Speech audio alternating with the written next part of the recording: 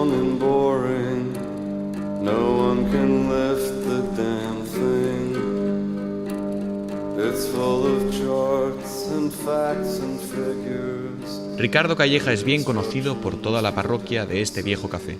En la derecha española, los conservadores siempre han tenido un respiro en sus textos, publicados en El Mundo, en El Debate y otros medios. Su papel de profesor de ética en el IS demuestra que el mundo empresarial no abandona del todo los principios.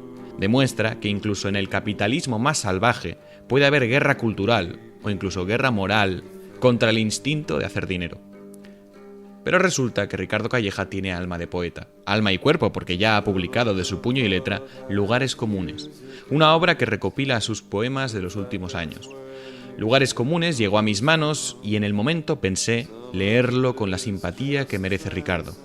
Abandoné después toda simpatía que me hiciera más benévolo en la crítica, porque no hacía falta. Calleja, como buen poeta, pone nombres a las cosas que sentíamos y pensábamos desde niños. Las palmeras son fuegos artificiales, los pinos frente al mar Mediterráneo son la insistencia de mirar al cielo. Ricardo nos confiesa cuál es su poema favorito de todos los que ha escrito, Rostros. Con una musicalidad enorme, nos recuerda algo tan banal como la imprecisión que tenemos para recordar e imaginar un rostro. Pero un pensamiento hondo está detrás de esa banalidad cotidiana. Proyectamos, esperamos de los otros sin querer conocerlos. Hasta del mismo Dios nos dibujamos un retrato a medida. Sepan ustedes que en la editorial Vitruvio encontrarán un ejemplar de Lugares Comunes. No sé a qué esperan para comprarlo, porque el dinero que empleamos para estupideces ya es mucho, y ahorrarlo para gastarlo en estupideces futuras no es una solución. La solución se encuentra precisamente en gastarlo ya en aquello que merece la pena. Se lo diré parafraseando unos versos de Calleja: los higos se pudrieron porque nadie se atrevió a cogerlos. Un libro como este no se pudrirá, siempre estará disponible para lectores audaces, pero el corazón y la mente de aquellos cafeteros que prefieran Netflix antes que leerlo están camino de marchitarse. No lo duden, salven corazón y mente, compren libros. Me decía una madre preocupada por su hijo que no leía, que no sabía cómo comprar el libro adecuado para engancharle. Resulta que cuando compran un libro se basan en el primer ranking de internet o en la recomendación de un librero que ya no es librero, en una librería que ya no es librería, sino unos grandes almacenes. Resulta que en su casa hacían estudios de mercado para comprar un móvil, para comprar el mejor billete de avión en las vacaciones y hasta para escoger las cortinas. Creo que la respuesta es obvia. Dediquen más tiempo y dinero a buenos libros, y si compran buenos libros, más cerca estarán de leerlos.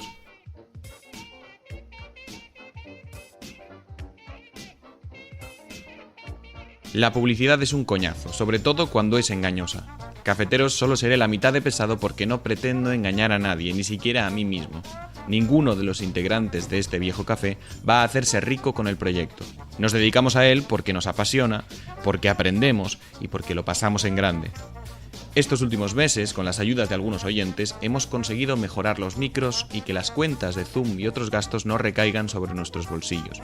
Lo dicho, si quieren ayudar para que este viejo café sea mejor, aporten a través de Patreon, iVoox o cualquier otro medio que tienen en los links de nuestros podcasts. Estamos aquí con Jaime. ¿Qué tal, Jaime? Hola, ¿qué tal? ¿Cómo estamos? Muy bien. Y con Ricardo Calleja, que ha venido de invitado. ¿Cómo estás, Ricardo? ¿Qué tal, Luis Jaime? Muy bien. Encantado de estar en este real viejo café. La verdad, que es el nombre de Twitter. La verdad es que, o sea, yo tengo bastante interés en el libro que has publicado porque, en cierto modo, pues rompes un poco la cintura, al menos de la percepción que yo tenía de ti. Yo no sabía que te gustaba tanto la poesía, y no solo que te gustara, es verdad que tampoco te conozco demasiado, ¿no? Pero sino que, sino que escribieras, o sea, sino que te inspirara. Entonces, yo me gustaría preguntarte qué te lleva a escribir un libro de poesía. Es un libro que se llama Lugares Comunes. La editorial... Perdonad, hago... Esta es la imagen, eso. Esta es la imagen. Mira, además sales tú ahí reflejado en el libro. Ostras, qué guay. Perfecto. Sí, Pues, yo también tengo la misma pregunta, Ricardo. Sí. ¿Qué hace un chico como tú? ¿Qué haces tú haciendo poesía? Oye, pues gracias por la pregunta. A mí os podéis imaginar que, claro, uno se cree, cuando uno no ha escrito, se cree que el que escribe sabe mucho sobre aquello que ha escrito. ¿no? Que es un proceso como muy, muy consciente, ¿no? Como constructivo, ¿no? Quería hacer esto y lo he hecho y encima lo he publicado, ¿no? La publicación es como la constatación final de que esto responde a un plan como muy consciente, muy, muy concreto. Pero ya os puedo decir desde el lado del que escribe que no es así. O sea, que para uno es un proceso bastante opaco para uno mismo, ¿no? Y por lo tanto, me vais a perdonar, pero a mí me interesa mucho más, también para ser capaz de contestar, me interesa mucho más saber cuáles son, o sea, por qué esa perplejidad de vuestra parte, ¿no? O sea, por qué, no, me sorprende que te guste la poesía. No sé, a mí no me sorprende que a mí me guste la poesía. No, yo lo venía Porque, pensando precisamente esto lo venía pensando cuando leía el libro y, y lo pensaba y decía, coño, ¿por qué me sorprende? Y sí que es verdad que tenemos quizá de manera automática pensado que el artista o el que se dedica a, bueno, a la poesía tiene que ser alguien del mundillo, del ambiente del arte y además de un ambiente concreto, ¿no? Siempre pensamos que le permitimos hacer poesía a los personajes de la tele, a los actores, a la farándula, ¿no? Pero de repente llega Ricardo Calleja y nos rompe los esquemas, ¿no? Pero pensaba, en realidad, tanto si nos deja perplejos como si no, es una buena noticia porque abrimos ese mundo que está como muy hermético, que está muy cerrado, y podemos decir que gente del mundo quizá más, no sé qué te consideras tú, si académicos, si filósofos, si, no sé qué te consideras, Ricardo, pero da igual, o sea, como si viniera ahora un empleado de una consultoría y sacara un libro de poesía igual de bueno, ¿no? Pues eso sería una buena noticia porque no es un mundo cerrado, no es un mundo cerrado el mundo de la poesía. sí, pues bueno, efectivamente, yo creo que es una buena noticia. No, a ver, yo creo que sí, que es bastante obvio, ¿no? Que las personas que tienen como, o sea, que la poesía tiene como dos, ¿no? Como dos cauces así en nuestra mente. Primero que tenemos una idea muy romántica de qué es la creación artística, ¿no? Y por lo tanto, el que hace creación artística de algún tipo, pues tiene que ser el tipo romántico del artista, ¿no? El bohemio, el genio, el tío desadaptado, con problemas con el alcohol, las relaciones personales, un carácter tal, una sensibilidad, una hipersensibilidad que le lleva pues, a sufrir mucho y a hacer sufrir mucho, pero bueno, ahí está, ¿no? La materia de la cual sale algo genial, ¿no? O luego está esta otra visión, ¿no? Que es tan frecuente. No, está la gente que es que responde a sus estándares sociales, ¿no? Y que, digamos, a la Max Weber, pues va racionalizando su vida, ¿no? Y siendo productivo y eficaz y tal, y que luego como modo de, digamos, de resolver esas tensiones, pues en su fuero más íntimo tiene como escapadas creativas o, no sé, como consolaciones con un mundo totalmente, pues eso, irracional o totalmente desconectado de lo funcional, ¿no? Bueno, no sé, yo creo en mi caso no es ni una cosa ni otra, ¿no? Porque obviamente lo primero no lo soy, al menos esto lo que vosotros decís, ¿no? Oye, Ricardo Calleja, no es como, no sé, no va con una boina ni vive en un ático en no sé dónde, ¿no? Pero es que creo que no, que eso es un error. Y lo segundo creo que ya no lo soy, ¿no? En el sentido de que, perdonad que me ponga una medalla, pero que, bueno, pues que he lanzado eso que puede ser parte como de un mundo interior así cerrado, ¿no? Una especie de jardín cerrado, medio selvático, que todo el mundo tiene, ¿no? En su intimidad y que no abre a nadie. Pues a mí me parece que, en concreto la poesía, pues que seguramente cualquier forma de expresión artística, pues es un modo de abrir esas puertas, ¿no? De ese jardín y de obligarte a disciplinar un poco ese jardín, a poner orden, a hacer caminos, a que sea transitable, a que no sea simplemente un mundillo totalmente autorreferencial, así un poco onanístico, ¿no? Donde uno, no sé, se hace cosas en la cabeza, ¿no? Para salirse de lo que tiene habitualmente.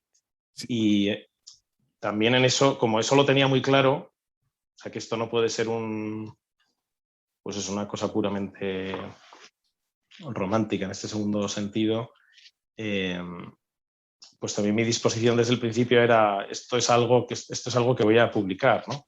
Ya dónde lo voy a publicar, quién lo va a leer, etcétera, me preocupa menos, ¿no? No me voy a hacer rico, ni más bien al revés, con una edición de un libro de poemas, pero esto lo escribo porque quiero compartir algo, no porque quiero... Efectivamente, hay un proceso íntimo primero, ¿no? Quizá, y más bien privado, aunque en mi caso siempre ha sido pues muy acompañado con amigos, ¿no? O sea que prácticamente nada de lo que he escrito ha estado solo en mi carpeta del ordenador o en mi libreta de notas durante más de unas horas, ¿no? Siempre lo he compartido con alguien, con alguno de los amigos que me ha hecho más de sparring, ¿no? Con lo cual desde el principio tenía esa vocación de compartir, ¿no? Sí, También pero hay luego un poco, compartirlo sí. y que llegue a tener un nivel concreto, porque no estamos hablando del empresario que se dedica a pintar por numeritos, ¿no? En los fascículos del periódico, Sí. estos pasos para pintar, y luego el cuadro, pues mira, a lo mejor lo cuelga en el salón, sino que estamos hablando de que tú esperas que la obra, porque, a ver, habiéndola leído, se nota, ¿no? Esto, tú esperas que tenga un nivel. Esperas que tenga un nivel estético. Luego, quizá no es la principal, el principal afán, ¿no? Pero sí que esperas que tenga ese reconocimiento, ese valor estético, No, y lo ha bueno, tenido. sí. Y lo ha Bueno, tenido. gracias por el juicio. Yo me he fiado de que lo tiene, no tanto porque yo estuviera ni esté muy convencido, sino porque gente de la que me fío está convencida, ¿no? O razonablemente convencida. Entonces, oye, pues nada, lancémoslo. No, yo creo que no hay que separar las cosas. O sea, que si pretendes comunicar algo, precisamente el darle una forma, no sé, conseguir algo que sea... Es que los adjetivos aquí son muy, muy cabrones, ¿no? Pues si es bonito, no es la palabra, ¿no? Hermoso es excesivo. Bello, se te va el presupuesto, ¿no? O sea, lo que sea, ¿no? Algo que sea atractivo, que tampoco es, pero pues es condición precisamente primero para darle forma a algo que solo admite esa forma, ¿no? Y segundo, para que otros lo puedan leer, ¿no? Es verdad que pues, la forma poética, por su propia forma, valga la redundancia, y por cómo es percibida hoy en día, pues es una cosa un poquito selectiva, ¿no? Iba a decir elitista, no elitista, pero sí de minoritaria, ¿no? Y por tanto, yo soy consciente de que escribo este libro y hay mucha gente que incluso a lo mejor lo compra o a lo mejor se lo he regalado y que no se lo va a leer, ¿no? En ese sentido que no es un exhibicionismo como si haces un vídeo en TikTok, ¿no? Que tiene millones de visitas, ¿no? Esto yo sé que de alguna manera es como uno de estos misiles teledirigidos o células de estas anticancerígenas, ¿no? Que encuentran su enganche perfecto, ¿no? O sea, sé que lo va a leer quien lo tiene que leer, que es quien está habituado o interesado por leer poesía, ¿no? Ricardo, ¿no te has Sí. planteado, tal vez, porque yo entiendo que cada poema tiene un mensaje detrás, ¿no?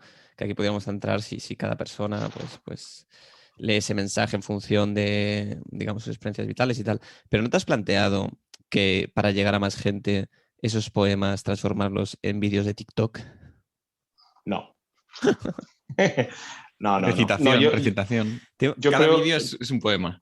yo creo lo de que el medio es el mensaje, en fin, no es una verdad incontrovertible porque hay más que el medio, ¿no? Pero en buena medida es verdad, ¿no? Y cada género tiene su circulación. Y llegar a más no es llegar mejor necesariamente, ¿no?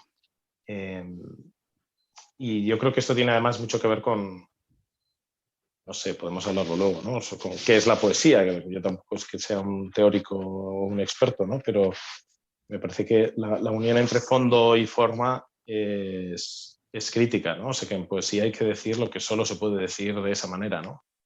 Eso quería Bueno, preguntarte. lo que hay que decir es que decir, estar diciendo, y por diciendo quiero decir comunicando, ¿no? Porque no necesariamente es una idea, una imagen, una experiencia, una luz, ¿no?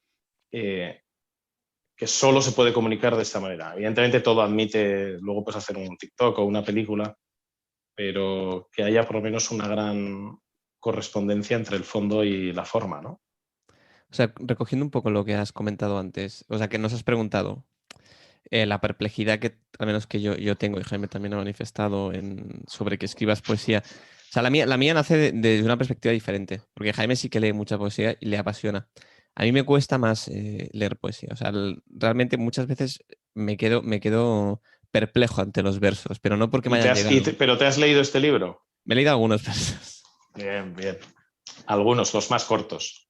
O sea, yo sé, por ejemplo, que si me gusta mucho Borges, Sí. soy Ricardo Calleja en otra vida, cosas de este estilo. Sí, está bien. Esto Entonces, ya... o sea, es que he llegado a cierto nivel. No, pero la idea es bueno, no sé si te ocurre a ti, porque o sea, sí que es verdad que alguna poesía he llegado a sintonizar, pero mi experiencia en general con la poesía es de perplejidad porque realmente no estoy entendiendo muy bien de qué va la cosa. No entiendo qué quiere transmitir, no entiendo o sea, para mí, pues, no sé qué encuentras tú en la poesía. Dime exactamente, porque yo creo que es en ese sentido, o sea, de la misma forma que Jaime está avanzado en el mundo de la poesía, yo soy un poco analfabeto. O sea, en el sentido de que no estoy encontrando el sentido de lo que la poesía está tratando de transmitir. em, o sea, yo creo, vamos, esta es una pregunta potente, ¿no? Pero o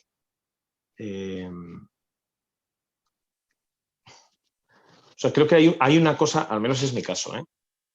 Y es que igual que hay hackers, ¿no? O sea, gente que la idea de que hay un código que hay que hackear le motiva, o sea, hace que se quede noche sin dormir. Creo que la poesía, por cómo es el género y por cómo ha evolucionado y cómo generalmente es, pues son textos, no toda la poesía es así, de hecho a mí me gusta también aprender de los que hacen esta poesía de línea clara, ¿no? Poesía que se entiende, ¿no? Como se dice a veces. Y creo que eso es muy bueno porque evita los riesgos del barroquismo, del romanticismo excesivos, ¿no? Pero, en fin, en general la poesía se asocia con algo que no es fácil de entender, ¿no? Tiene un lenguaje, unos códigos, unas referencias que se te escapan, ¿no? Obviamente, pues cuando algo es así, pues exige familiaridad, ¿no? Pues para entender poesía y disfrutarla, por lo tanto, bueno, para entender, para disfrutarla, que en parte es entenderla, pero no todo es entenderla, pues hay que haber leído poesía. Pero también hay que tener eso que decía, ¿no? La actitud perdón por la banalización, pero del hacker, ¿no? O sea, que te crees que detrás de alguien que ha puesto unas palabras se esconde una experiencia de sentido y una intensidad estética y unas vivencias por las que vale la pena desentrañar un poema. Insisto, y que a lo mejor desentrañar un poema es la única manera de llegar a eso, ¿no? O sea, que a través del lenguaje. Evidentemente se puede hacer música, se puede hacer pintura, se puede hacer danza, se pueden hacer otras muchas artes que tienen su propio lenguaje y sus propias capacidades expresivas, pero la poesía creo que tiene algo de esto, ¿no? No de adivinanza o de ¿cómo se dice? O de misterio, ¿no? Pero sí un poco, ¿no? O sea, que hay que desentrañar las referencias, las palabras, etc. Pero a la vez yo creo que es bueno insistir, sin llegar al total irracionalismo, ¿no? Pero que no es necesariamente una idea que hay que entender, ¿no? O sea, que a veces hay lo que se produce al leer un poema es sencillamente una evocación en la que coinciden, pues esto, las imágenes, las palabras, las connotaciones, la musicalidad, el ritmo, que no acaban de ser una idea. No sé qué quiere decir, pero al menos me produce la sensación de que me está diciendo algo muy importante y de modo muy intenso y muy emocionante, ¿no? Bueno, y esto como yo creo que se corresponde con estas experiencias que a veces tenemos las personas, ¿no? Como de captar estas epifanías, no sé cómo llamarlo, ¿no? Momentos en los que uno, de un modo no muy racional, no muy reflexivo, pues capta algo. capta el sentido, capta la belleza, capta la unidad de algo.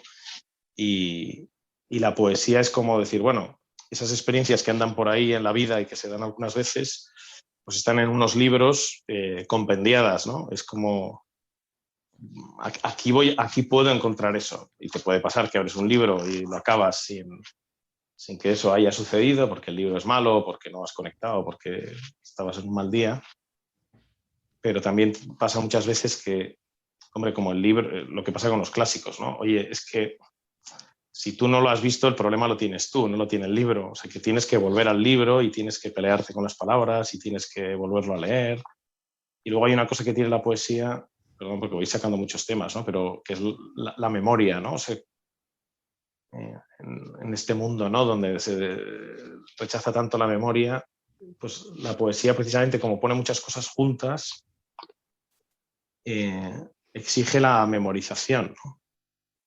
Primero, tener una base de datos como muy amplia de textos, de referencias, de frases, de palabras, de sonidos, que te permiten que cuando lees algo aquello resuene, pero luego también cuando lees eso mismo, ¿no? Pues tener el poema entero en la cabeza te hace descubrir cosas que no descubres silabeando o leyendo verso por verso, sino solamente cuando ya, a base de haberlo leído muchas veces, ya lo tienes entero en la cabeza. O sea que si es una lectura meramente secuencial, que es la más inmediata y que ya en ese plano ya debería funcionar un poema, ¿no? Pero un poema en realidad no lo has leído hasta que no lo has memorizado y por tanto interiorizado y entonces ya la poesía no es algo que tú lees cuando lees el libro, sino que es algo que te viene a la cabeza cuando observas la realidad, cuando vives cosas parecidas, ¿no? Te viene el darle a esa experiencia. Esto es exactamente... Ayer, por ejemplo, estaba en una casa por aquí cerca de Barcelona y entonces estábamos hablando un grupo de personas ahí trabajando unas cosas y había una cigarra, ¿no? Dando por saco, crac, crac, crac, cri, cri, cri, cri, cri. Entonces se paró, ¿no? Entonces, pues, no sé, pues me vino a la cabeza el The Wasteland, ¿no?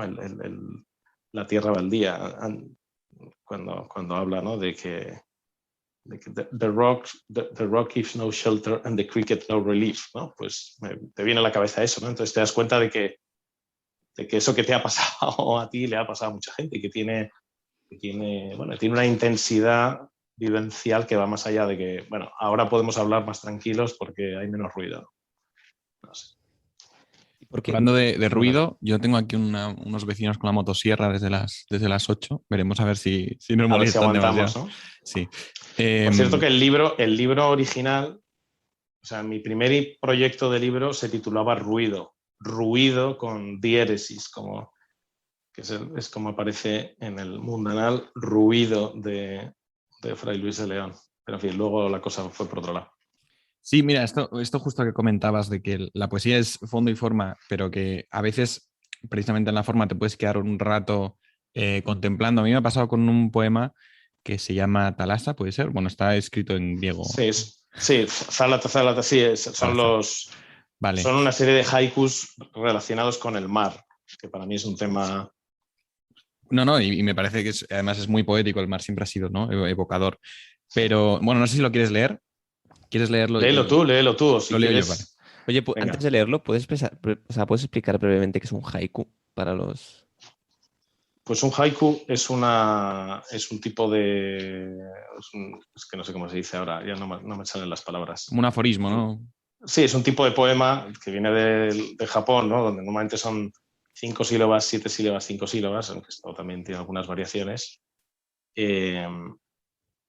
Típicamente de esto, como de esta estampa japonesa, ¿no? O sea, donde con la mínima expresión, pues tú quieres reflejar algo normalmente que tiene que ver con la naturaleza, ¿no? O sea, no una idea, sino la misma acontecer de la naturaleza, ¿no? Entonces, bueno, me parecía que para hablar del...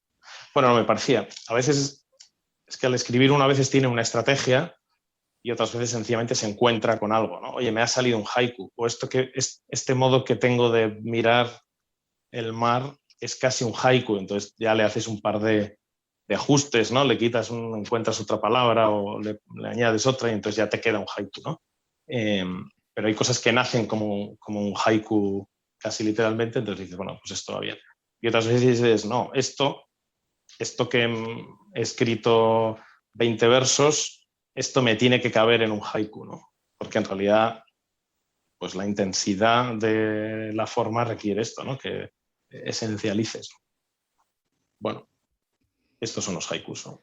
Pero Adelante, Jaime iba a adelante. leer alguno, ¿no? Voy Sí, allá, sí. voy allá. Lo leo entero, ¿eh? Entero, vale. En días claros el mar está más cerca que la costa. Olas y rocas, neblina, arena y prados del Cantábrico. Azul y blanco luce relajado el Mediterráneo. El pino insiste al Mediterráneo, mira hacia el cielo. Las palmeras son fuegos artificiales en pleno día. Busca en las horas hasta encontrar esa que se repite. A mí sobre todo me han gustado los tres últimos porque Sí. yo pensaba, es que son esas metáforas, esas imágenes concretas con las que nos encontramos todos y que alguna vez con alma de poeta todos pensamos o hemos querido pensar, ¿no? El pino insiste al Sí. Mediterráneo, mira hacia el cielo. Las palmeras son fuegos artificiales en pleno día.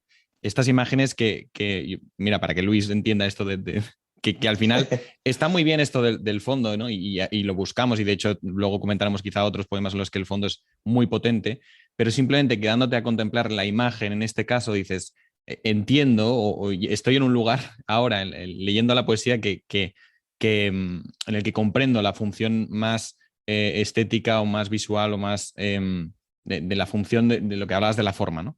Las palmeras como fuegos artificiales, esto que hemos pensado, bueno, al menos yo de niño alguna vez se me había ocurrido, lo ves en alguna película, lo ves y no lo acabas de expresar, no lo acabas y lo ves expresado aquí, ¿no? O lo de busca en las olas hasta encontrar esa que se repite. ¿Cuántas veces nos encontramos mirando al mar y esperamos ver coincidencias entre las olas o seguimos una ola a ver dónde acaba, ¿no? Con nostalgia o con... a mí sí que esto no sé, en el Y momento de esto, la lectura me sí. llena. Luis, ¿esto a ti esto eres capaz de percibirlo o no? O sea, explicado, ahora sí. O sea, la experiencia, la verdad es que... No, si es explicado, entonces no lo entiendes, ¿vale? O sea, esto es muy importante, esto pasa con las artes en general. O sea, si has entendido algo cuando te lo han explicado, entonces ya no lo has entendido, es como un chiste. Es decir, que yo creo que todo el poema me ha parecido... O sea, una vez que sabía que no tenía que buscar un contenido, sino que era una vivencia, una experiencia, lo he entendido todo, excepto lo de las olas, que no entendía busca la que se repite, ahora he entendido a qué se refería a eso. Vale, pero sí, o sea, creo que estoy empezando o sea, Bien, poco a bien. poco, ¿no? Baby steps que se dicen. Esto es muy importante. No, y luego la realidad es que además, Jaime, estos tres que dices, pues son quizá el de las olas es más universal, pero el del pino y el de las palmeras son muy de Barcelona, estos dos haikus. O sea, a mí no sé, en otros sitios, luego no entro aquí porque lo escribí después, ¿no? Pero que el pino y las palmeras le dan forma al aire en Barcelona. O sea, te hacen mirar hacia arriba, pero no miras al vacío del azul, ¿no? Sino que siempre tiene como una estructura que es esta del pino mediterráneo, ¿no? Del tronco que como que se alarga y luego se abre en las ramas y que te obliga a eso, a quedarte mirando al cielo, ¿no? En vez de estar mirando el mundo de lo, no sé, sensual del Mediterráneo que está abajo, ¿no? Pues la comida, el aceite, el vino, la gente, los cuerpos, lo que sea, ¿no? Lo que estás mirando es el cielo, ¿no?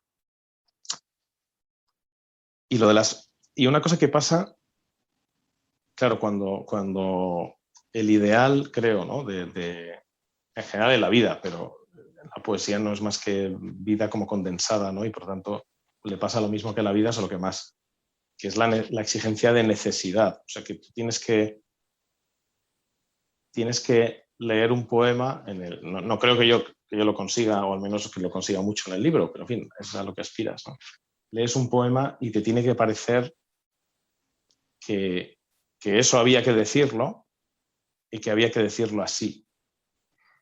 Y pienso que una buena señal es cuando te das cuenta de decir, oye, esto ya estaba, o sea, esto está copiado de algún sitio. O sea, esto ya lo ha dicho alguien antes, ¿no? que en concreto con lo de las palmeras o con lo de las olas es una sensación que tengo. Y esto a veces te entra como la duda, ¿no? Decir, bueno, en realidad esto es mejor no publicarlo porque es como muy obvio, ¿no? Pero bueno, luego escuchas a un Luis que no entiende lo de las olas y te das cuenta, no es tan obvio, y sin embargo cuando uno lo capta, digamos, pues efectivamente, ¿no? Esto nos pasa a todos, ¿no? Con el mar y con tantas cosas de la vida, ¿no? Que hay las cosas que pasan se parecen entre sí y generan pautas y expectativas, pero nunca son iguales, ¿no? Y uno puede pasarse toda la vida mirando esas variaciones, ¿no? Que en el fondo tienen siempre de fondo la expectativa de que se repita, pero que nunca sucede, ¿no? Es que después de todas las definiciones, digamos, más correctas, más pulcras de la poesía, una de las que a mí más me gusta y que creo que hemos comentado con Luis en el pasado, es precisamente esa. Es decir, tú encuentras en la poesía o en los poetas aquello que se tenía que decir o que todos hemos tenido en la punta de la lengua y no hemos sabido expresar, y que el poeta consigue expresar por ti, o que el poeta consigue dar con la clave para decir esto que tú llevabas dentro se dice así o se formula así.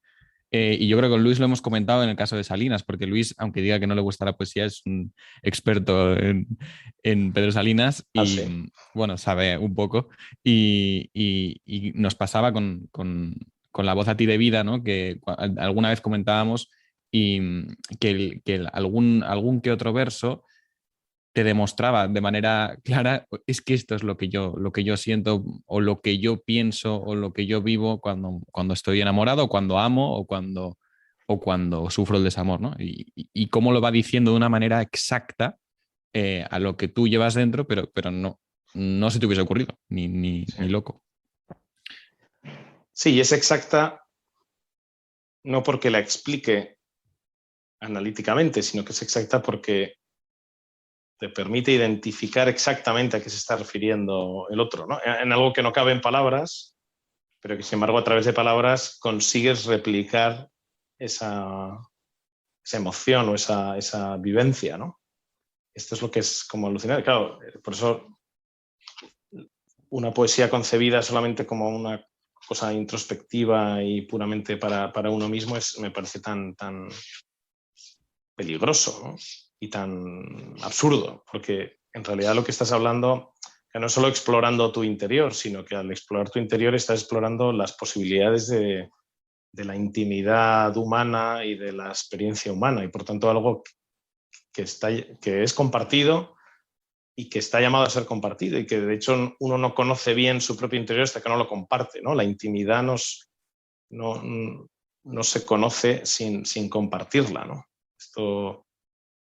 y por eso hay que encontrarle una forma de expresión musical, poética, pictórica, lo que sea, ¿no? Porque es que si no, tú mismo no sabes quién eres, qué te pasa.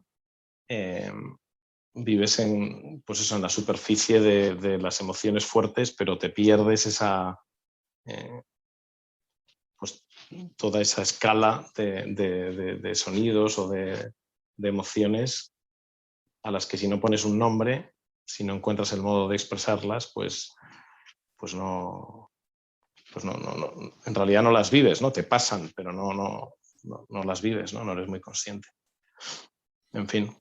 No sé si quieres comentar más poemas o quieres explicarlos, porque ahora que decías que quizá no era necesario explicarlo, porque hay fondos biográficos en todos los poemas, ¿no? En muchos de los tuyos. No sé si eres capaz o quieres o desvelar eso, o simplemente quieres que quede velado. Yo creo que es mejor no desvelar mucho. O sea, a ver, creo que del libro... No pasa nada, yo tengo Sí. preparadas más cosas, para comentar. Prefiero responder preguntas que inventarme yo problemas, ¿no?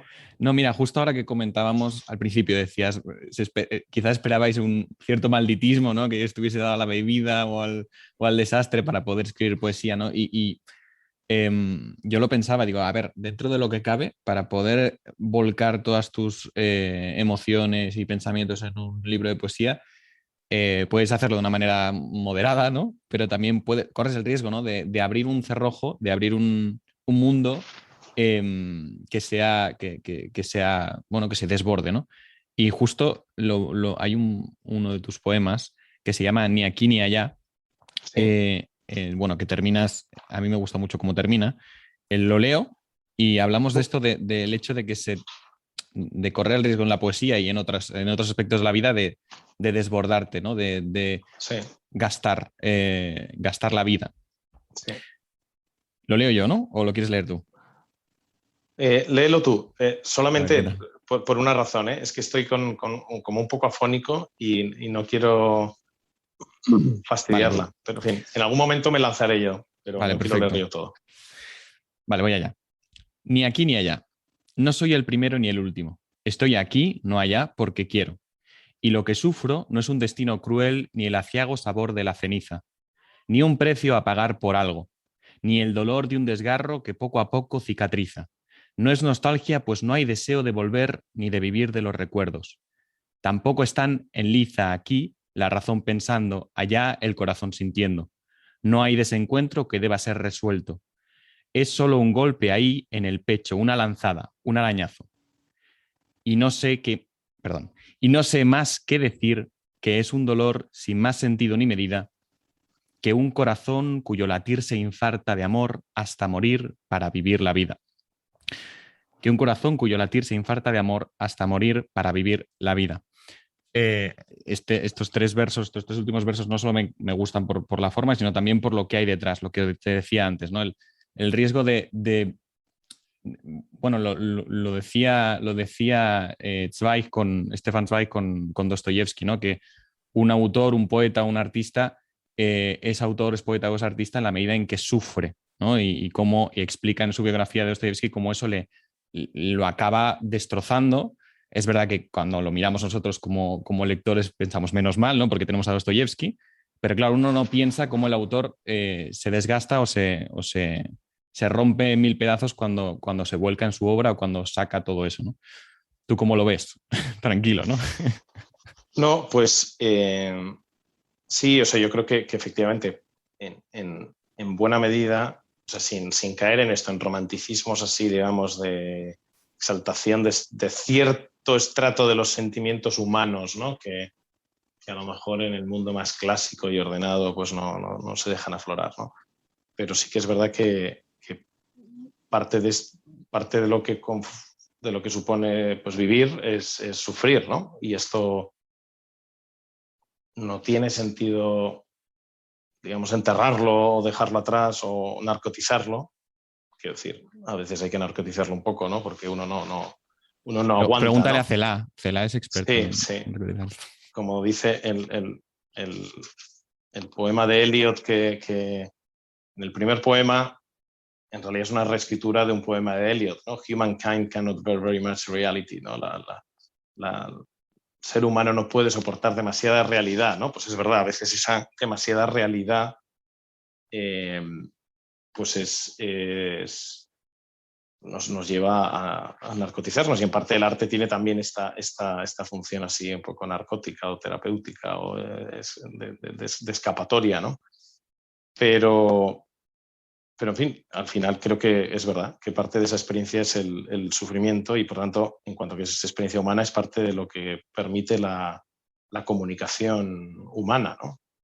Que tenemos el mismo problema, ¿no? Aquí digo, no soy el primero ni el último, ¿no? O sea, esto que a mí me pasa, esto creo que es algo que pasa siempre con el sufrimiento, que uno sufre como si fuera el único, pero también es bueno darse cuenta de que mi sufrimiento es el mismo de todos los seres humanos, de todas las latitudes y de todas las culturas, ¿no? Quizá me siento más cercano a unos o a otros, o hay gente que lo ha vivido de modo más radical o lo ha expresado de modo más sincero, pero esto de estar aquí y no allá, pues es parte digamos, del destino humano, ¿no? Es muy difícil. Esto te conecta otra vez con el primer poema, ¿no? Que digamos, reescribe lo de Eliot dándole la vuelta, ¿no? O sea, quietos, ¿no? Quietos, dijo el pájaro, quedaos donde estáis, que el ser humano no puede soportar demasiada irrealidad, ¿no? pues efectivamente, ante el peligro que tenemos todos y quizá hoy más de siempre querer estar en otro sitio que no es en el que estamos, pues hay que hacer un esfuerzo de aceptación, de contentamiento con lo que uno tiene, ¿no? Que en mi caso, aquí digamos, la pista es que no es aquí no es aquí y allí, sino aquí y allá, porque ese allá es el allá rioplatense, ¿no? Uruguayo. Luego ya esto sale más adelante en el libro, ¿no? En las referencias a Uruguay, que es de donde es mi madre, donde está mi familia extendida y donde vienen pues, la mayor parte de mis, digamos, o una buena medida de mis recuerdos de infancia y un sitio donde muchas veces en la vida he pensado si no tendría que irme allí, porque en realidad soy de allá, no de acá, ¿no? También el poema cuenta que en realidad lo tengo resuelto, o sea que no es nostalgia, no es que quiera estar allá, yo quiero estar donde estoy, ¿no? Pero eso no te quita el dolor. Y eso es vivir. O sea, pretender quitarte el dolor yendo a donde crees, yendo a donde ti porti il cuore, ¿no? Como decía un libro de una autora italiana, no me acuerdo cómo se llamaba, ¿no? Pues donde te lleve el corazón a lo mejor no es donde tienes que estar y no va a resolver tu problema, ¿no? Siempre vas a querer estar en otro sitio, ¿no? Lo que está claro es que el verso de infartarse hasta morir para vivir la vida no se puede leer en clave hedonista, ¿no? En clave fiestera, ¿no? Estamos hablando Claro, de... no, o sea, aquí el tema es que, bueno, pues que si es que el amor provoca esto, el amor provoca que quieres estar con el amado y por lo tanto, y en la medida en que amas a alguien más que a ti mismo, eso supone que siempre vas a querer estar en otro sitio que no es donde estás, ¿no? Y por lo tanto vivir la vida real, pues pasa por asumir esa tensión, ¿no? Sin querer, ya digo, eliminarla ni negando, ¿no? Yo en realidad no tengo ningún problema, yo no amo a nadie que esté lejos, ¿no? Me olvido, me narcotizo, ¿no? Me concentro en lo que tengo aquí delante y ya está. Ni la otra alternativa que es también un engaño, que es, no, me voy allá, ¿no? O allí donde está lo que quiero ir ya, pero es que entonces vas a dejar otra cosa, ¿no? Por tanto, vivir es siempre esto. Y hasta que uno no pasa por ese sufrimiento, pues no ha aprendido a vivir, me parece. Este primer poema es el que comentabas de la reescritura de Eliot. ¿Sería una respuesta antimoderna a la posición moderna de Eliot? Con todo el respeto y todo el cariño hacia Eliot. Digo, eso de reconocer que los hombres no soportan demasiada irrealidad hoy, se ve, ¿no? En la cultura posmoderna, en nuestro día a día, ahora con todas estas nuevas leyes. ¿Es un diagnóstico antimoderno? ¿Es un diagnóstico conservador? ¿Qué es? Bueno, tiene algo, sí, si quieres, antimoderno, conservador, ¿no? De realista no en el sentido de Instagram, sino aristotélico. realista en el sentido de afirmación de la realidad, que no pretende negar eso que tiene Eliot y para lo que ha sido tan citado, ¿no? De la necesidad del arte y de claro, nuestra realidad humana no es una realidad puramente fáctica, ¿no? Nuestra realidad está hecha también de ficción, de historias, de proyectos, de imaginación, de futuro, ¿no? Y por lo tanto la realidad nunca es solamente lo que está inmediatamente delante. Pero en cualquier caso hay este punto de atarse a lo real, de atarse a los el capítulo se llama Tópicos, ¿no? Pero en realidad este poema podría haber estado al principio del segundo capítulo, que es Sitios, ¿no? O sea, lugares comunes juega el título con los capítulos, ¿no? Con tópicos, ¿no? Lugares comunes de conversación, sitios comunes, ¿no? Sitios compartidos y comuniones, ¿no? De alguna manera como es el primer verso, tiene que ver con los tres temas, ¿no? Es un tópico porque estoy hablando de lo que ha hablado Eliot, ¿no? Y de lo que ha hablado mucha gente, pero te está hablando de atarte a los sitios y a las comuniones, a las personas que son tu realidad, en vez de andar siempre queriendo ir a otro sitio, ¿no? Como veíamos con el otro poema. Sí. Mira, Sí, sí, sí. ay, perdona, Luis, Luis, perdona. ¿Por qué tenías pensado llamarlo ruido en vez de lugares comunes? Porque tenía alguna cosa pensada. Este poema en concreto, que es de los más viejos, el primero, pertenecía a eso, ¿no? Y había otro poema que era una reescritura de la vida retirada, ¿no? De Fray Luis de León, ¿no? Qué descansada vida la del que huye del mundanal ruido y sigue la escondida senda por donde han ido los pocos sabios que en el mundo han sido, ¿no? Y frente a esta idea de alejarse del mundanal ruido, pues la idea de quedarse, ¿no? En el mundanal ruido, pero de otra manera, ¿no? Esto era un poco la intuición que estaba detrás del título de esa reescritura de Fray Luis y de este poema en concreto, ¿no? Sí, porque está siempre la tentación de la evasión, ¿no? Ya sea artística o sea lo que sea, ¿no? De huir de la propia realidad, ¿no? Hay dos poemas, no sé Sí. si, bueno, a mí me apetecería comentarlos porque han generado un impacto, vamos a decir, mediático en las redes, o al menos, ¿Ah, sí? ¿Cuál es? bueno, ha habido uno, el Sin Sentidos uno, que lo ha citado Enrique García Máquez en una columna, Sí. bueno, ahora comentaremos, y luego el de, a mí me gusta, bueno, me encanta Luis Ancirles, ¿no? Este escritor, traductor, que de hecho es traductor de Eliot, Elio, sí. que también compartió varios, el del Maestresala, que ahora comentaremos. Sí. Entonces sí que me gustaría empezar por estos o comentar estos Muy bien. para ir al grano, ¿no? El de Sin Sentidos 1, ¿lo quieres leer tú o lo leo yo? Venga, lo leo yo, que Venga. este es corto. Sin Sentidos 1. Al ser humano se le han dado dos modos de alcanzar el sentido de su vida y existencia. El primero es pensar y siempre falla, pues nuestro razonar se impacienta al ver que los círculos no cuadran. El segundo es amar y es tan concreto que puede parecer perder el tiempo. Bien, esta distinción que haces entre el razonar y el amar, supongo que no los ves tan opuestos, pero que hay una oposición necesaria, ¿no? Sí, o sea, creo que evidentemente no están opuestos, ¿no? Tampoco es que sea yo, digamos, kierkegaardiano o pascaliano, ¿no? Así radical, ¿no? Pero sí creo que hay una prioridad existencial del amar sobre el pensar, ¿no? O sea que si uno se mueve, que es el peligro, digamos, también o sea, el peligro moderno es doble, ¿no? Al escindir el amar y el pensar, pues uno se vuelve o racionalista o sentimentalista, ¿no? Entonces ni una cosa ni otra, ¿no? Pero desde luego el racionalismo, el intentar darle sentido a las cosas pensando, pues eso no resuelve los círculos cuadrados, que en la vida hay que cuadrar círculos que solo se cuadran amando, ¿no?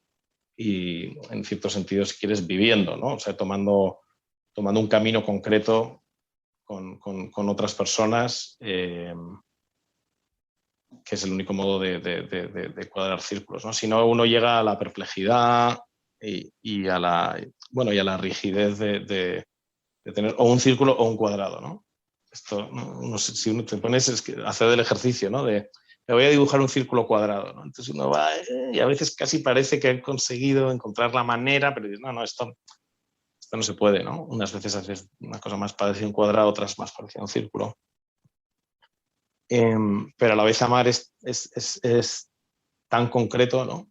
Es esto en clase de ética Bernat que mezcle géneros, pero es una cosa que últimamente digo mucho, fruto de bueno, una cosa que me dijo una alumna, una experiencia suya me pareció muy bonita, ¿no? Que en la vida hay que aprender a contar solo hasta uno, ¿no?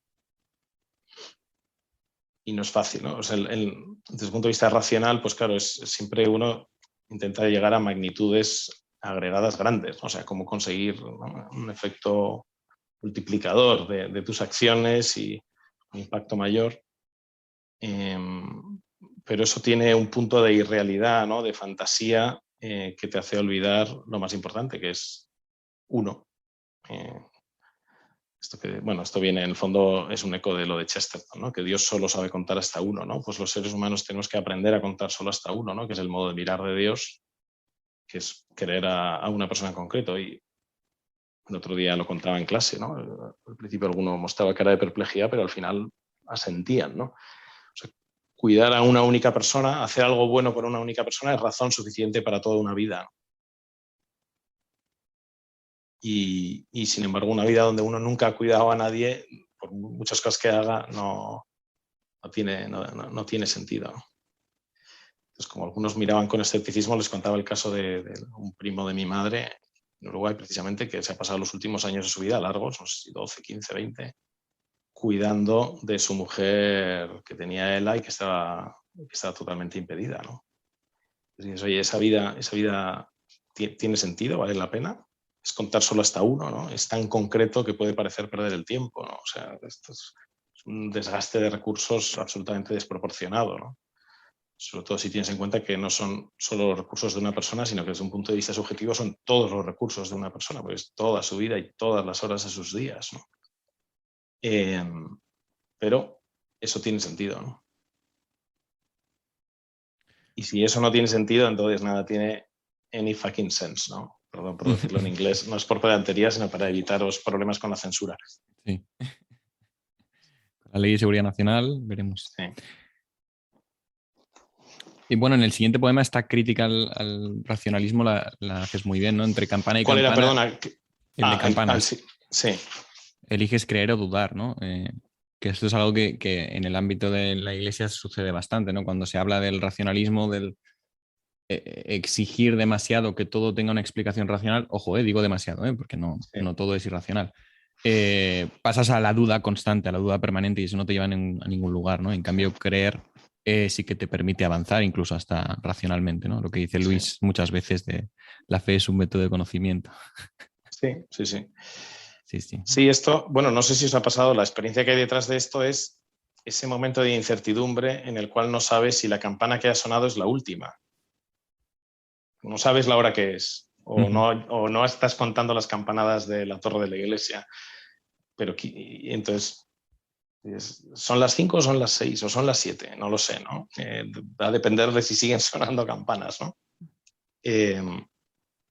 Bueno, pues ese momento como de incertidumbre es el que que genera este haiku, ¿no? Que creo que es más o menos un haiku.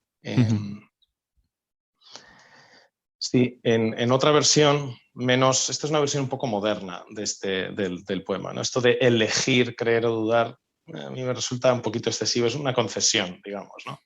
En realidad, ¿cómo era? Entre campana y campana, no me acuerdo cómo era la otra expresión, pero no decía elegir, ¿no?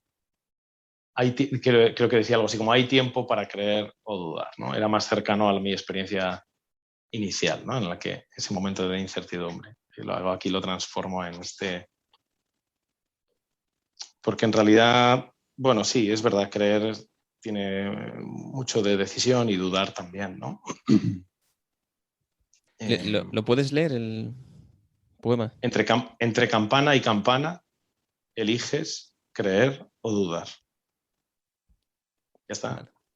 Es que es un haiku, es así rapidito.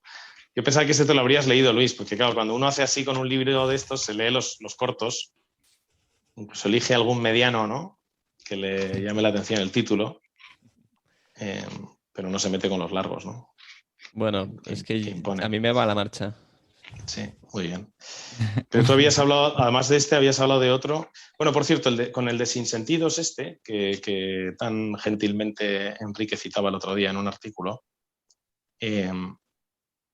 este y el otro, Sinsentidos 1 y Sinsentidos 2, están aquí, son unos supervivientes. O sea, a mí no me gusta. O sea, lo que pasa es que mucha de la gente de los pocos que me habían ido leyendo, estos les gustaban, ¿no? Pero estos me provocan esa sensación que os decía antes, ¿no? De una idea tan sabida, tan manida, tan obvia, que incluso expresada con rima, como en este Sinsentidos 1, me parecía como incluso ingenua, ¿no? Pero bueno, se ve que no, se ve que funcionan. Me fié un poco. No, es que esto pasa, ¿eh? O sea, que uno hay cosas que ve. Yo tengo mis preferidos o poemas que creo que dicen algo original, no sé cómo decirlo, que está bien dicho, y otros que tengo dudas de, en realidad esto es un lugar común. Lo que pasa es que mi escudo, digamos, es el mismo título, ¿no? Estos son lugares comunes, ¿no? No me importa, o sea, me arriesgo a decir obviedades o a citar en exceso otros poemas, otros poetas clásicos o lugares comunes de la literatura, porque, pues eso, porque desde el principio ya digo que son lugares comunes, ¿no? Eso me protege, ¿no? Pero ¿cuál decías que era el otro que te...? El otro que de hecho retuiteó el una del, captura, el de el del Cata en Cana. Maestresala, ¿no? El de Que Cata en además Cana. Sí. a Luis le gustará porque si hablas de vino, pues a Luis le tiene que... Muy bien. Luis, tú no lo interesar. tienes ahí delante en el libro, ¿no? Lo puedo compartir si no, ¿eh? Yo no Para lo tengo que, delante, ¿no? Luis, para que lo comparte lea pantalla. Luis. Venga, Sí. comparte pantalla y que lo lea Luis. Dale, espera un momento que voy. Es que es Vale. Habilita la función. ¿Puedes compartir o no? A ver, ahora ya sí.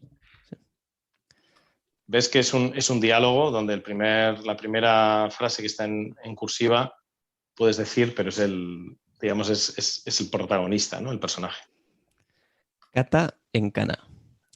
A la familia Pallares. El maestresala, el novio. El maestresala.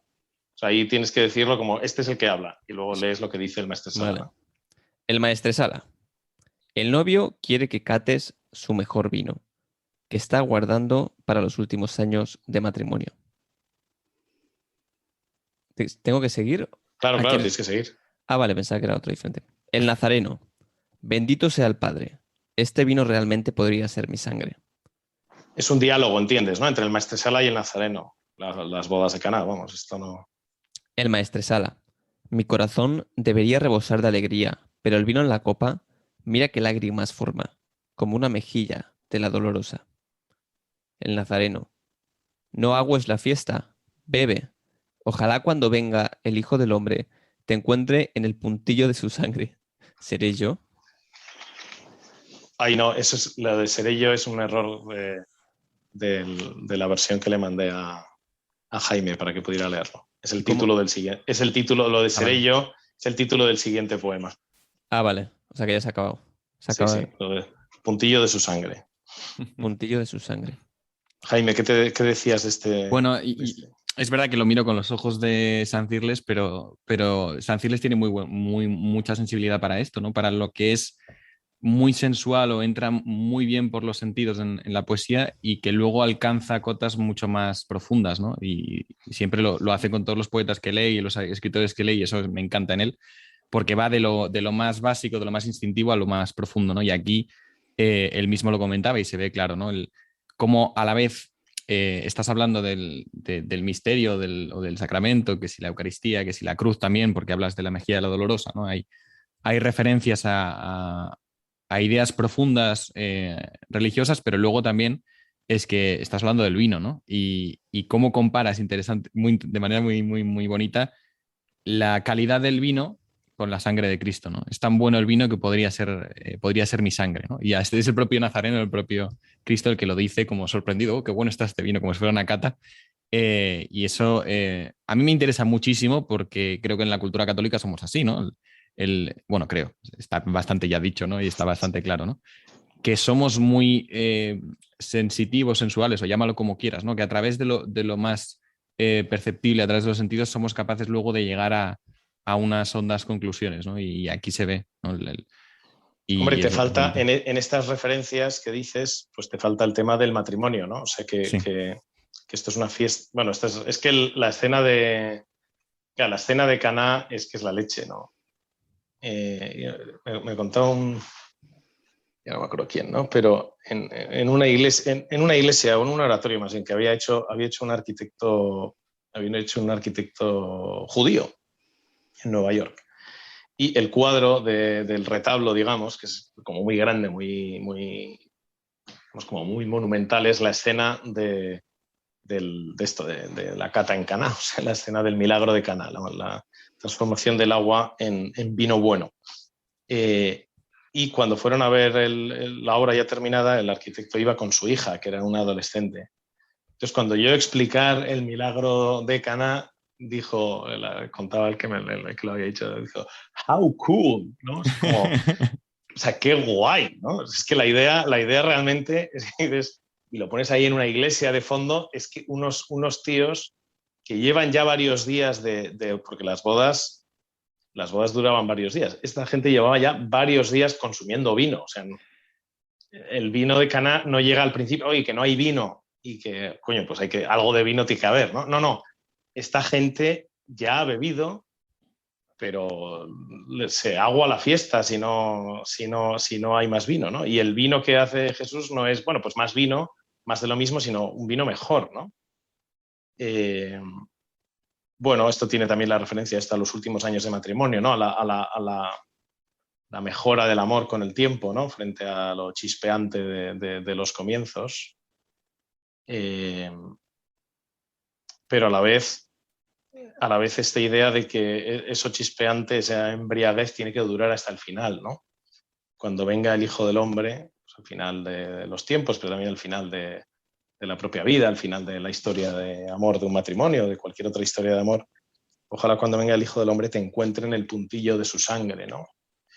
Pero, en fin, también es la idea de que la sangre, ¿no? O sea, de que lo que hace que tengas ese puntillo, esto luego he leído, en fin, o antes lo habría leído ya varias veces, ¿no? De la sobria ebriedad de la que hablan los padres de la Iglesia, en realidad cogiendo cosas de Platón, ¿no? O sea, como la ebriedad del vino se parece a la ebriedad del logos, ¿no? A la ebriedad y a la ebriedad del amor, ¿no? Es una versión, digamos, es un modo, pero claro, lo increíble es que en el cristianismo, Jesucristo cuando instituye, ¿no? Como se suele decir, la Eucaristía, para hablar de la ebriedad del amor, que es un amor sacrificial, porque es sangre, ¿no? El signo sensible de esto, la materia, es el vino, que lo que provoca es la ebriedad festiva, etcétera, ¿no? O sea que hay una conexión entre esas dos dimensiones del amor, ¿no? La relajada, festiva, chispeante, embriagadora y el amor sacrificial, duradero, fiel, pues de un matrimonio que llega hasta el final, o por supuesto de la cruz de Jesús, de la que luego se habla también, ¿no? En el poema hay un poema ahí de pasión donde vuelve a salir la dolorosa, ¿no? En fin, hay varias cosas, hay referencias cruzadas, ¿no? Dentro del libro. Y es que es una de las bien. cosas más bonitas quizá, ¿no? Del catolicismo. Bueno, ahora estamos quizá encantados de habernos conocido, pero es que es así, ¿no? La fiesta, la festividad y la celebración, sin dejar de tener en cuenta, sin dejar de ver, sin dejar de oír el eco del sacrificio, sin dejar de ver la mejilla de la dolorosa. Eso es. Bueno, Luis, ¿qué? ¿Te gusta el vino? Ahora más, ¿no? Oye, me ha gustado, me ha gustado. O sea, Bien. el problema aquí es que me lo has tenido que explicar, porque a priori no lo estaba entendiendo, pero... Bueno, sobre todo es que no estás ni entendiendo quizá los temas gráficos, ¿no? De que el maestresala, el nazareno, esos son es un diálogo entre esos dos personajes y como si fuera una obra de teatro se indica ahí quién habla en cada caso, ¿no? No vamos a preguntar quiénes son la familia Payares y a cuántos vinos están invitados. Pues mira, la familia Payares son... Enrique Payares es un amigo que conocí en Washington, que es ecuatoriano, que está todavía acabando su tesis en Unamuno. Mira. Su familia, sin embargo, vive en Estados Unidos y se casó con Lauri, que es cubana, y hace unos años decidieron comprar unos terrenos en Maryland donde han puesto viñedos y están produciendo vino y tienen un restaurante y un sitio así de catas y tal en Chestertown, Maryland, donde he podido estar un par de veces, siempre muy poco tiempo, ¿no? Para hace 3 años así, para dar una conferencia y luego pasé la noche con ellos, catamos sus vinos.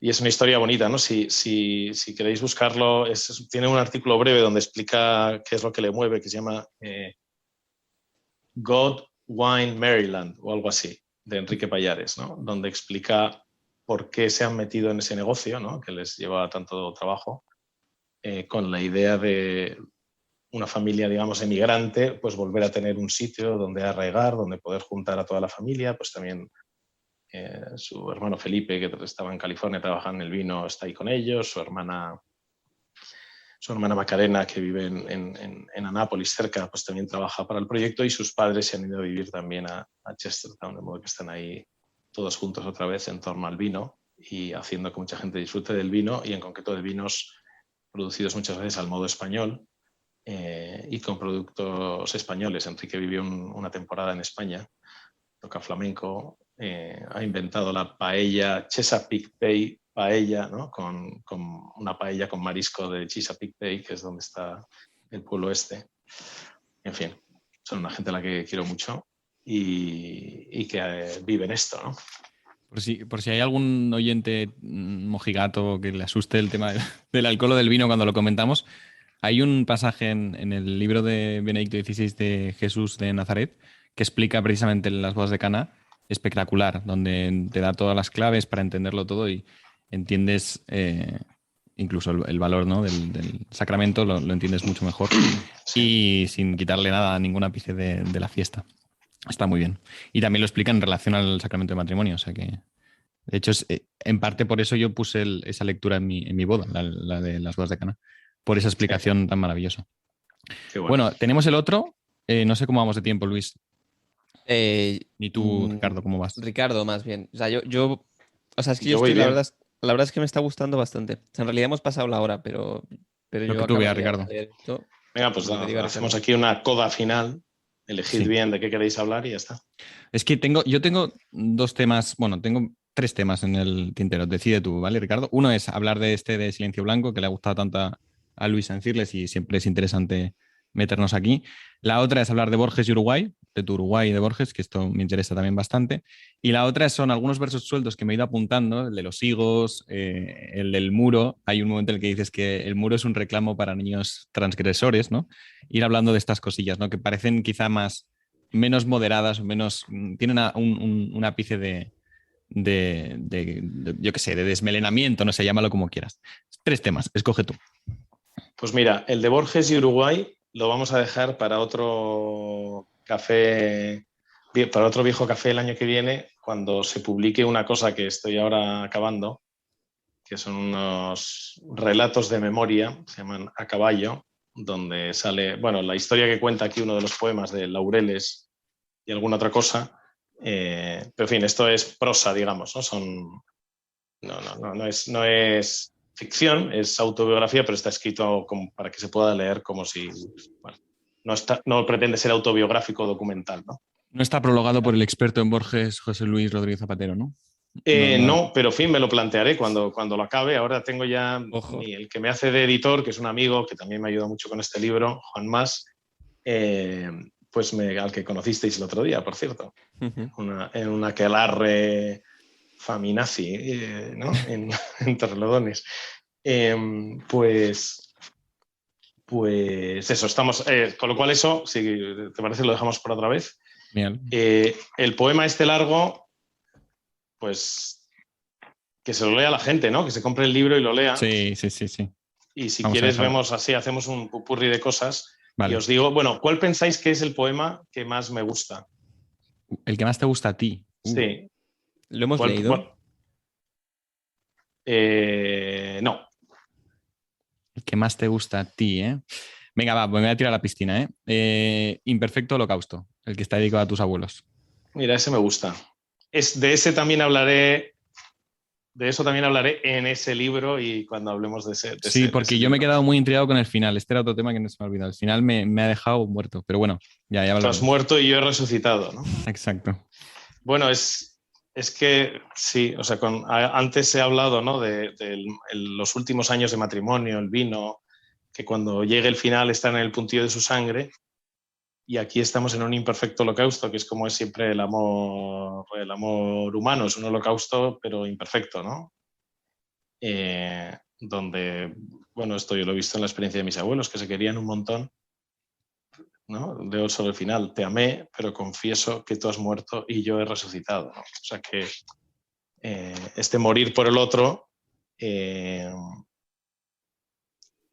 pues a veces tiene también elementos menos felices, menos sanos, menos positivos, ¿no? Y a veces solo cuando desaparece el otro resucita la persona, ¿no? Pero esto es que la vida es imperfecta. Bueno, por eso se titula así el poema, ¿no? Sí, sí. No, a mí el que más me gusta, al menos hoy por hoy, supongo que esto cambiará con el tiempo, es el de Rostro. No sé si te gusta a ti, que es el primero de la tercera parte de Comuniones. A ver, aquí. Sí, a mí yo me he apuntado varios versos de aquí. Sí. ¿Quieres leerlo? Venga, os lo leo. Luis, ¿estás ahí? Estoy. Rostro. Acostumbrado a verte el alma, con solo lanzarte una mirada, he llegado a olvidar los paisajes de tu cara. Repaso ahora, minuciosamente, la asimetría de tu gesto y sus arrugas, y descubro que venía inventando casi todo. Intento mirarte con los ojos de quienes te conocen como si te hubieran parido. Y también cómo te observaría quien sin haberte visto nunca te tropezara deslumbrado.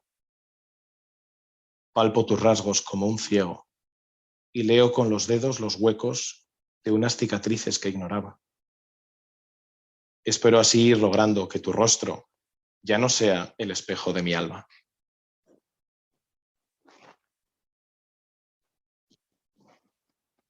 ¿Qué tal, Luis? Me has dejado en shock lo último, ¿eh? A ver, ¿por qué? ¿Por qué en shock lo último? Espero así ir logrando que tu rostro ya no sea el espejo de mi alma. Sí, eso solemos decir que el rostro es el espejo del alma, ¿no? Pero el propio rostro es el espejo de la propia alma, se supone, ¿no? Ujú. Pero, digamos, la experiencia aquí, por decirlo así, la percepción aquí psicológica, como quieras decirlo, es darte cuenta, no sé si os ha pasado, darte cuenta a veces de que te has acostumbrado a alguien y de que en realidad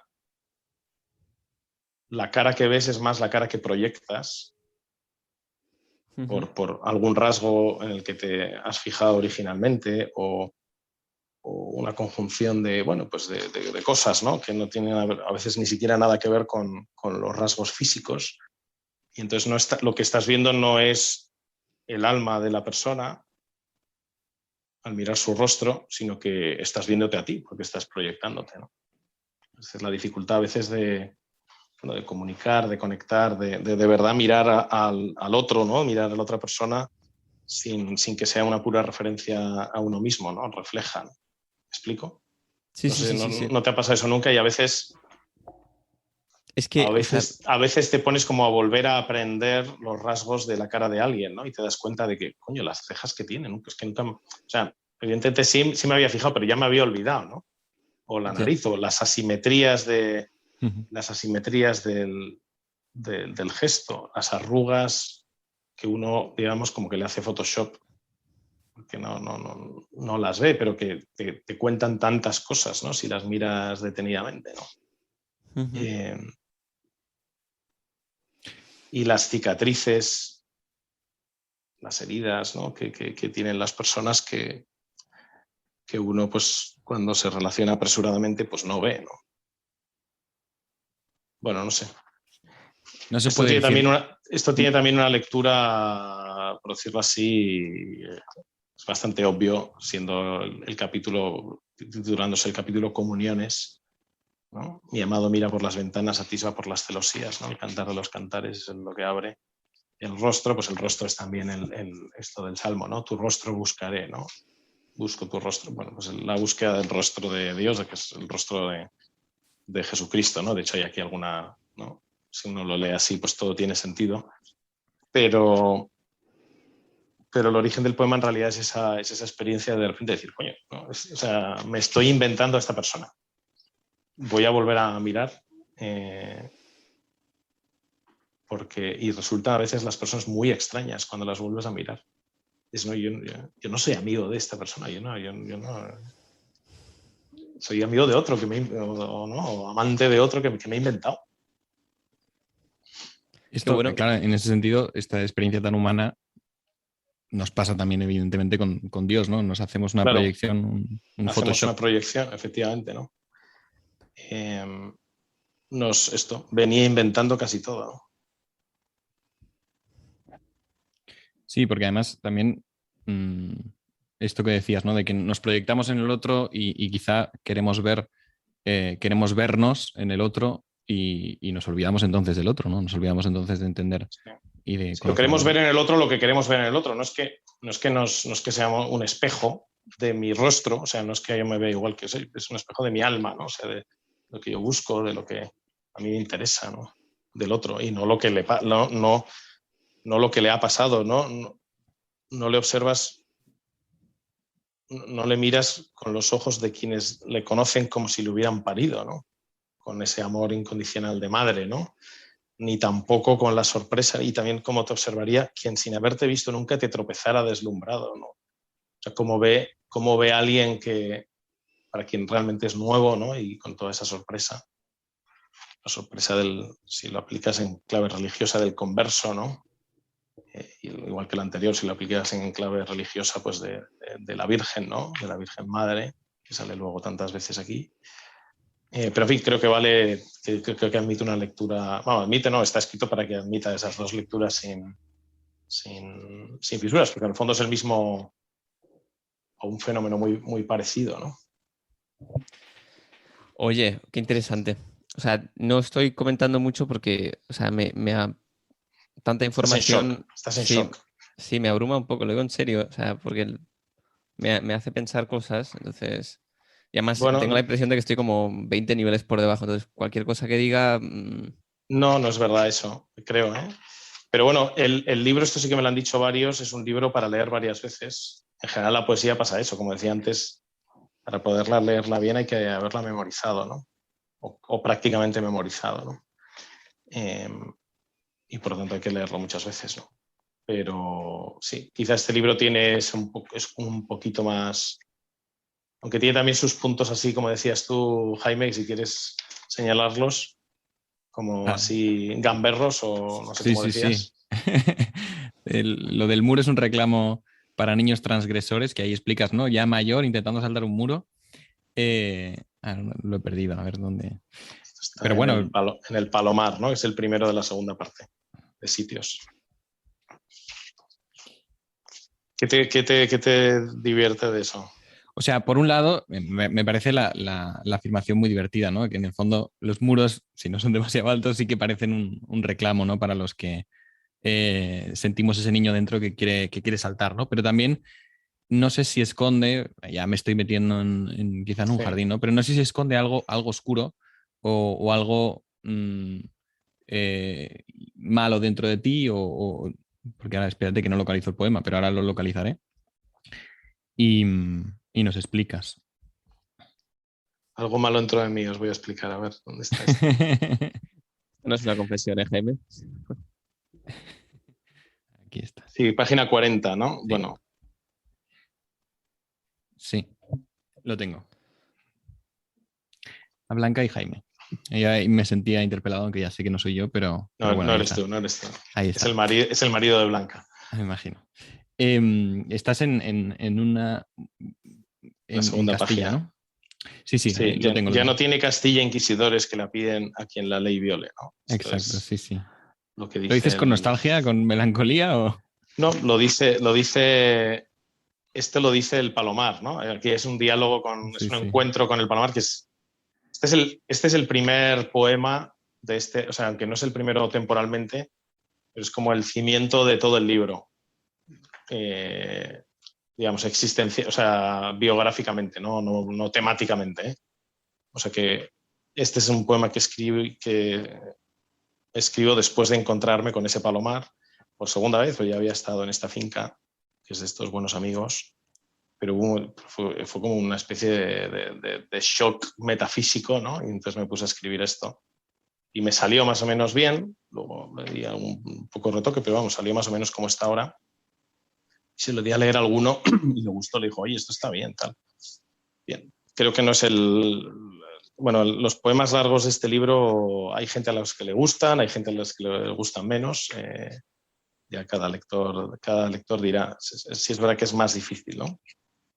Más difícil de escribir, más difícil de leer. Pero bueno, aquí está el juego de lo del muro. Sí, esto no es más que eso. O sea, la idea de que este espacio que se crea ahí, o sea, el palomar se convierte como en un sitio sagrado, ¿no? Y por lo tanto acercarse a él pues es un sacrilegio, ¿no? Pero a la vez está esta dinámica humana tan humana, ¿no? De que precisamente en la medida en que hay un muro, en la medida en que hay una prohibición, pues hay un incentivo para saltárselo, ¿no? Y que es algo tan infantil, como decías, ¿no? Aunque luego llega un momento en la vida en el que quizás en el que estoy, en el que, o sea, yo he sido quizá lo soy, muy infantil en ese sentido, pero ahora mismo ya saltar un muro ya se me hace un poco, ¿no? O sea, ¿sabes? La rodilla, las lumbares, porque a veces, ¿sabes? Un golpe así, ¡ay, la lumbar!, ¿no? O sea, estas chorradas de viejo joven, pero... Y la torre no es poco cabrona, ¿eh? Porque te dice, yo soy aún abandonada más que tú, que aún tan mirando apenas eres. Yo soy presencia, aunque onírica, real, y tú apenas representar puedes. Claro, es que como digo, fue un shock metafísico. O sea, es tan la presencia del palomar ahí sobre la colina es tan... Bueno, a ver, luego he encontrado que efectivamente hay mucho escrito sobre palomares y en Castilla, pues nada, y hay referencias, ¿no? en otros autores. Y yo, desde luego, a este palomar no he entrado nunca ni entraré jamás. No por la falta de tiempo, por el No exceso de la edad. No por la falta de tiempo ni el exceso de la edad, sino por respetar esta presencia real, ¿no? Este espacio sagrado que supone para mí, ¿no? En este sentido, esto conecta con la primera cita de Borges que pongo al comienzo del libro, ¿no? Hay una puerta que he cerrado hasta el fin del mundo. Bueno, que no se refiere a esta puerta, ¿no? Pero, en fin, que hay cosas a las que uno tiene que renunciar, ¿no? Ya lo hemos hablado antes. Pues una de las cosas a las que he renunciado es a desvelar qué hay dentro del palomar. Aunque estos amigos míos me han mandado fotos, pero no pienso entrar dentro, ¿no? De hecho, el otro los otros versos, uno de los haikus en 4 estaciones, sí, que a mí me ha interpelado bastante, es lo de higos podridos porque nadie se atrevió nunca a robarlos. Sí. Pues de es una nuevo veo ese niño transgresor sí. que dice, más vale pedir perdón, ¿no? Que pedir permiso. Sí, y que las cosas son más propiamente de aquel que las puede usar bien, ¿no? Y a veces se pierde el valor de las cosas porque, bueno, por respeto a una propiedad que está mal planteada, ¿no? ¿De quién son los higos? Pues los higos son de los que se lo van a comer, ¿no? Uy, ahora los liberales están... Si el higo, claro, no, esto se puede aplicar también a los Doctrina libros, social, ¿no?, de la Iglesia, ¿no? Esto se puede aplicar también a el destino universal de los bienes, ¿no? O sea, exacto. Pero bueno, es también Aristóteles, ¿no? O sea, ¿de quién es más adecuado que sea la flauta? Pues del flautista, ¿no? A mí me resuelve un problema ético que tenemos en mi familia ya desde hace años, y es que en el lugar donde veraneamos, no voy a decir dónde, hay una parcela con higueras y algunos miembros de mi familia entran y cogen los higos porque efectivamente si no nadie nunca los probará y se pudren. Y entonces siempre hay un dilema, un debate moral en casa y esto ya me ha resuelto la conciencia. Ahora entiendo que te resonará tanto este. Pues sí, hombre, en mi opinión lo que tienes que hacer es cogerlos, sí, hombre. En fin. Bien hecho. Diré, Ricardo Calleja, profesor de ética, me ha dicho que se puede. Así que vamos allá.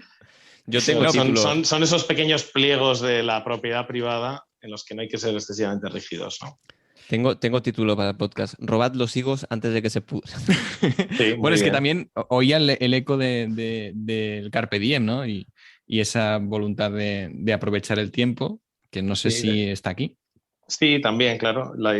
Hombre, las 4 estaciones, pues evidentemente te hablan del paso del tiempo y en ese sentido sí, de las oportunidades que quedan perdidas, ¿no? Y esto, pero en fin, este es un haiku que yo tenía no en forma de haiku, pero sí como, ¿no? Como fogonazo, fruto de eso, ¿no? De pasar un día al lado de una finca, ¿no? Donde había higueras y ver todo el suelo ahí tachonado de higos ya podridos, y dices, hombre, esto nos los podríamos haber comido, ¿no? Pues sí. Sí, sí, totalmente. Oye, ¿cómo vas, Jaime? Ya está. Ya emplazamos, o sea, ya quedamos para lo de Borges con Juan, si quiere sumarse. Sí, con el Y, siguiente libro, y cuando con salga. Zapatero, si quiere sumarse también, para comentar un Zapatero poco sus series. estará invitado. Perfecto. Pero tenemos que acabar leyendo un poema, ¿no? Aunque sea. El de Dale. Ruido. No, Ruido no. Aunque El sea de la último, cabellera, ¿no? el del Nazareno. Ah, vale, ese es largo, pero bueno, venga. No lo comentamos, ¿eh? Lo leemos y acabamos el podcast. Es que ha Venga. vuelto la motosierra a Lo leo yo, machacarme. no, pero no se oye, ¿eh? No te Ah, preocupes. vale, genial. Ya. Venga, lo leo yo. Vale. Este es probablemente el más antiguo del libro, en su forma original. Luego lo retoqué bastante, pero algunas cosas siguen, ¿no? Silencio blanco, ante un descendimiento de escuela de Rubens. La espinosa cabellera negra del rey de los judíos es la tea oscura y humeante del sol que se ha apagado. No busquéis detrás del velo de la espinosa cabellera negra. No veréis brillar el astro tras la cortina del templo. Tan oscuro está por fuera como por dentro. En silencio blanco, desclavan en silencio el peso blanco, que desciende de salto en salto, blanca cascada silenciosa, que pasa de mano en mano hasta los brazos de la dolorosa. 33 años de embarazo y el costado abierto entre balidos de corderos degollados, y el flagelo de los ciegos ha dado a luz un aborto de ovejas perdidas de sangre y agua. La Madre Virgen al pie de la cruz, junto al discípulo que él amaba, que sin sangre había concebido y sin sangre rompió aguas. Pare clavos y espinas, vinagre, escupitajos. El dragón le hace un legrado y deponen al niño triturado en su regazo. Con mano blanca desclava una espada de su corazón herido y peina la espinosa cabellera negra del rey de los judíos. Está loca, piensan, pues tararea una canción de esperanza en la palabra postrera. Muchas gracias, Ricardo. Oye, yo me lo he pasado muy bien, la verdad. Yo también. O sea, he aprendido mucho, me ha resultado muy estimulante para leer poesía y sobre todo Y para comprar el libro. Justamente. A eso, bueno, bueno, está a la venta, ¿no? ¿Ya has dicho? Está a la venta en la web de la editorial y en septiembre estará a la venta en librerías, en Amazon, etc. ¿La editorial es, perdona? Vitruvio. Vitruvio. Pues sí, 100%. O sea, luego pásame el enlace de la web de la editorial y lo pongo. Muy bien, perfecto. Si alguien quiere comprarlo, que lo recomendamos con mucha efusión. Y yo en serio, gracias de verdad porque o sea, me ha gustado escucharos a los dos. Vuestra conversación me ha parecido muy estimulante para volver a intentar retomar la poesía. Sí que es verdad que Jaime ha dicho que en su momento yo leí a Pedro Salinas y realmente me pareció interesante porque había experiencias vitales que sabía describir con bastante acierto, ¿no? Pero desde entonces la verdad es que mi camino por la poesía ha sido bastante nefasto porque abro Es que libros. la vas a necesitar, Luis. O sea, va a ser Sí, necesaria. Justo. En la vida es necesaria, totalmente. Sí. Al final, para discursos, obras, artículos, Luis, vas a necesitar un punto de poeta que ya estás ganando. Ya con esto ya has ganado. Ya tienes un máster casi. Oye, muchas gracias, de verdad. Gracias a vosotros. Gracias por la invitación y por la lectura. Y nada, nos veremos la próxima. Bueno, igual antes nos hablamos de otros temas, ¿no? Pero en fin, encantado de hablar. Cuando salga el otro libro, dentro de un año o lo que sea, volvemos a hablar. Genial. Venga, un abrazo. Un abrazo.